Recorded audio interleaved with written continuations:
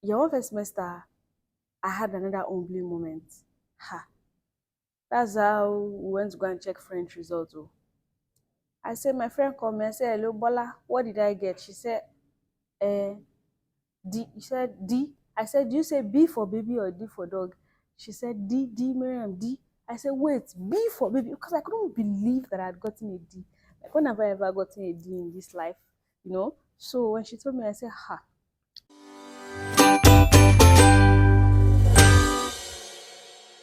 Hello, boys and girls. Good morning and welcome back to my YouTube channel. So today's video, we are going to be talking about how to graduate with a first class. Okay, drum rolls, please. All right, let's get right into it. So this is how it is going to go. I'm going to try to model it like a story. Then while I'm telling the story, I'll be highlighting some of the things that I did. All right, now let us get right into the video.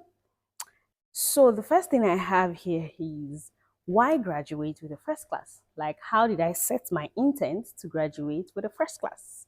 And I will say this, right? I remember vividly that day in 2015, right? I was sitting down in that hall for the matriculation and I heard the VC or one of the speakers say that somebody had graduated with a 5.0. It is not so difficult. They said a lot of things that day. They talked about somebody that put weed inside beans and the person was rusticated.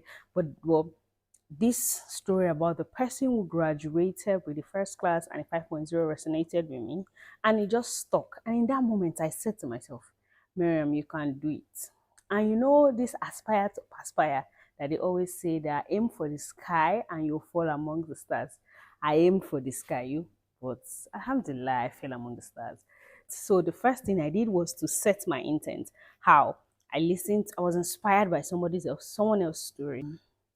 The next point I'm going to be talking about is people, networking, and mentors. So when I was in 100 level, I had lots of friends in 300 level. You see these five guys, Multi, Mayawa, Bolade, Femi, there's Jamio as well, and Afa. Those five guys. Multi, Mayawa, Bolade, Femi, Jamio, Afa, and then there was somebody else in 200 level, Ulabi. You see those people, they helped my life. And like, may Allah reward them abundantly because every time I would hang out with them sometimes. Every time I would get past questions from them that they had used or their previous textbooks or like them giving me tips on how a particular lecturer wants you to answer their question or just hanging out with them and give me an insight to what the next year is going to look like for me. And that really helps me because I always had resources. Like I always had something or the other. And that's really important because like especially in a field that is really new to you, like the university, you don't have your secondary, like you don't have past questions. Some people will sell material, sell landers, but to not like be led blindly to just buy all those things randomly. If you speak with these people, have friends, they would let you know which is they'll basically guide you. It's like you want to walk this journey. Somebody has walked it before. Why not let that person hold your hand through that journey? Do you get? Now, I would also say that they also helped me with other things, sure, because there's one time that one lecturer wanted to be toasting me and was moving to me. And I told one, my wow, this is happening. He said, you know what, let's do it like this. And we did it like this, and lecturer move on, and I move on. See, alhamdulillah. The third point is I read. You need to know your reading style. Like you need to know what works for you. For me, I already know that what works for me is waking up very early and reading. You see, anything, if I sleep early, anything I wake up from like 3, 4, and I read 2, 3 hours is as good as me reading 5 hours during the day because nothing is in my head. I've rested. I'm able to assimilate fast. Also, I knew very early in like my first month of the university that library is not my thing. I do not like reading in libraries. I do not like reading where there are lots of people because I feel like my head is going to be clouded and noisy and all. I like reading alone. And throughout the university, I read on my bed all through, laying down, sitting down, changing positions. You know your reading style. You need to know what works for you. I've identified that I don't like to read in public. I like to read privately. I've also identified the times that I like to read. You can also come up with a reading routine, right? My own reading routine was to read early in the morning, and I also drew out a timetable for myself because if not, I'll just find that I'm reading the courses that I like the most and I'm leaving the ones that I don't like. And when exam comes, I'll be at a problem, right? Now, another important thing did on this reading point is that I always started reading from beginning of the semester. Again, know what works for you. I identified that I cannot pressure read. I do not like pressure reading. I would rather read at my own pace. I like to do things at my pace a lot. So I knew from the one that pressure reading, cramming, all those things that are not for me. I like to have my time to learn, to read from the textbook, summarize into my jotter. Then when it's time for exam, I'll just be revising my jotter. So I knew already that worked for me and I stuck to it. So the first point, set your intent. The second point, people are networking. The third point is your reading skills. So in first semester, year one, I finished with a 3.5. And I know why. In year one, my attention was kind of divided between my 100 level biochemistry and I was rewriting JAM again because I wanted to study medicine. Even though I did not really follow through because I think I got to something in the JAM, but like I didn't follow through with the admission process. This was because I was just unsure. My friends were saying, you now start year one again. What if you don't cross? They're saying a lot of things. And myself, and then at that point, I just said, okay, this one that Allah has given me, let me face it. I think, sure. That was it. So I got a 3.5. And I remember vividly some things that I did and didn't do. Like I didn't attend all the classes because I was like, I'll go and sit in a class of how many thousand people that I will not hear and understand things. But I finished with 3.5. And my first humbling moment at the University of Lagos was when I sat down in the FSC 104 exam. See, I read. I sat down in the FSC 104 exam hall and it was 1 to 40. I went from number 1 to number 40 and number 40 back to number 1. And I knew only 2 questions. I said, a Miss Stallion. Me that used to get 97 over 100 in my secondary school maths exam. What was going on right here? It shocked me. I said, this is not secondary school, better move. So at the end of the day, shall whether C or B, I don't know how I got it. But I remember that, you know, how humbling it is for you to like maths so much and then go from number 1 to number 40 and 40 back to 1. And you only know 2 questions. Me that I finished that FSC 104 textbook, here, it humbled me. So year one, after the back and forth, I knew some classes, I missed some classes intentionally because I wanted to stay back and read more. And I had a 3.5. Now, year one, second semester, I'd realized that a 3.5 wasn't going to cut it. If I wanted to graduate the first class, I needed to do more. And this is where point 4 comes in, constantly checking on your goals. So year 4, year 1 second semester, I had a 4.0 and that brought me to about a 3.575 at the end of year 1. So constantly check on your goals. Like as at that year 1 second semester, I was doing arithmetic on what I need to get to kind of ensure that I stayed in the first class, right? So constantly checking on your goals. The next thing I want to talk about is you need to know the classes to miss and the classes not to miss, right? You identify this early on by going to all the classes. To be fair, I didn't, especially in 100 level, I didn't go to some classes. I didn't go to the GST class because it was a waste of time. The computer class, I didn't go. I read the textbook. The math class, I went like once, twice, thrice, and I saw that this thing that they are doing, the class is always crowded. They are reading directly from the textbook. Okay, I have textbook. Let me read. Physics, I had one nice physics textbook I was using, even though physics also humbled me. But yeah, it was better than math. So you need to know classes to miss and classes not to miss. And I feel like when you're getting to like 200, 300, you know that's better. You know that, oh, this lecturer doesn't play with their attendance and their classes, right? Good. Now, as at 100 level first semester, I was already on a 3.75. Now we got to 200 level first semester, and I knew that I had to tighten my belt, buckle my shoes and do better. And at that time, we were doing other courses. We were already doing biochemistry. I think we flinged the physics away. we did biochemistry, and we're doing some chemistry courses as well. And with that, I think that I had like a 4.2 something in year one first semester. I'll check it and I'll display it on the screen for you guys.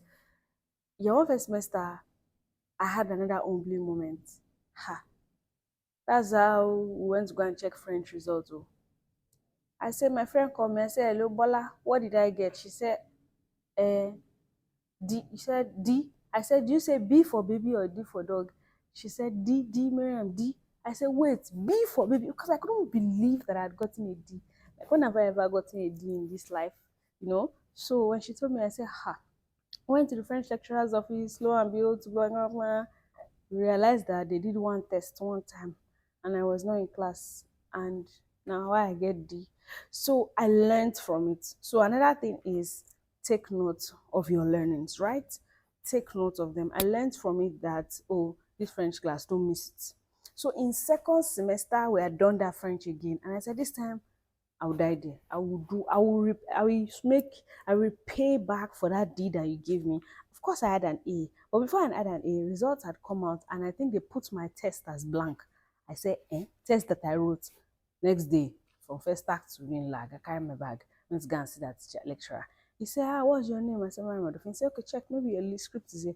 Lo and behold, my script was there. My matric number was there. I think what had happened is somebody had written my matric number instead of theirs, and so he didn't know which one to use. But alhamdulillah, I got A and I've repaid back. Guys, so I went back to my transcript and I checked. I made a mistake earlier on. So yes, year one first semester, I was already on a 3.5, but at the end of year one second semester, I got to a 4.37. And that meant that I had done better in my first semester than my second semester. So another thing you should do is continue to improve on your grades. Now, I said I had a humbling moment with French in year two first semester, but I compensated for that in year two second semester.